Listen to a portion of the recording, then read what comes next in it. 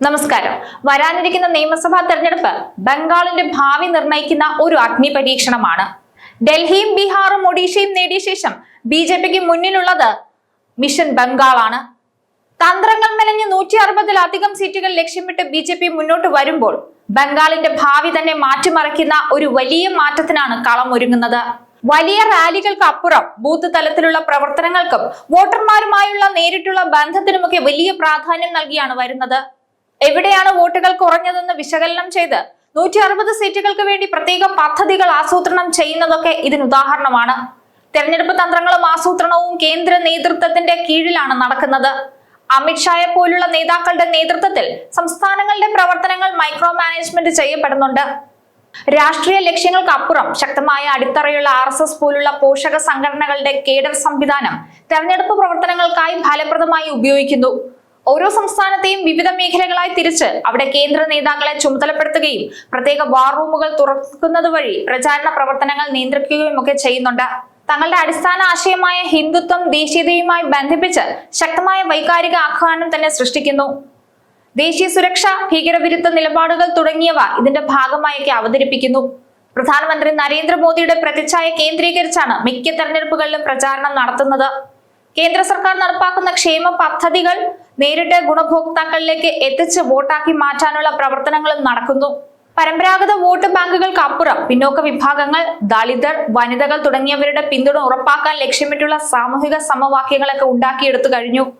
പ്രാദേശിക ഘടകങ്ങളെ ശക്തിപ്പെടുത്താനും അടിത്തട്ടിൽ വേരുറപ്പിക്കാനും വേണ്ടിയുള്ള ഈ തന്ത്രം തൃണമൂൽ കോൺഗ്രസിന്റെ ഉറച്ച കോട്ടകൾ തകർത്തെറിയുന്നതാണ്.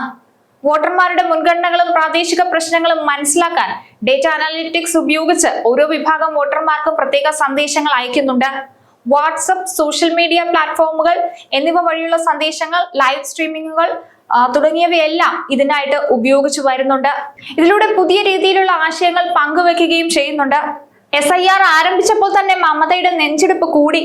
അതിനുള്ള പ്രധാന കാരണം SIR തുടങ്ങിയപ്പോൾ തന്നെ വോട്ട് ബാങ്ക് രാഷ്ട്രീയം തകർന്നു എന്നതാണ്.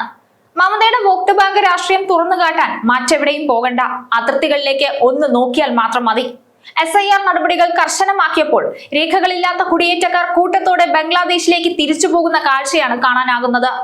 ഇത്രയും കാലം അനധികൃത താമസക്കാരെ കണ്ടില്ലെന്ന് നടിച്ച മമത വെറും വോട്ട് ബാങ്ക് രാഷ്ട്രീയം കളിക്കുകയായിരുന്നു.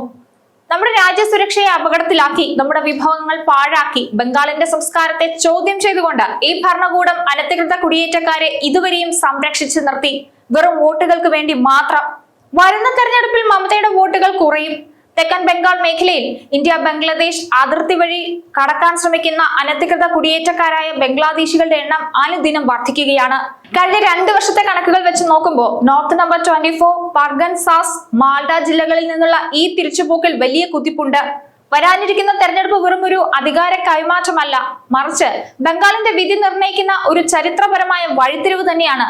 160-ലധികം സീറ്റുകൾ ലക്ഷ്യമിട്ട് ബിജെപി മുന്നോട്ട് വരുമ്പോൾ സംസ്ഥാനത്ത് വലിയ മാറ്റങ്ങൾക്കാണ് കളമൊരുങ്ങുന്നത്. ഈ ലക്ഷ്യം നേടാനായി ബിജെപി മെനഞ്ഞിരിക്കുന്നത് സൂക്ഷ്മവും കാര്യക്ഷമവുമായ തന്ത്രങ്ങളാണ്. ഇതിന്റെയൊക്കെ ഭാഗമായി വോട്ടർമാരുമായി നേരിട്ടുള്ള പ്രവർത്തനങ്ങൾ തകൃതിയായി നടക്കുന്നുണ്ട്.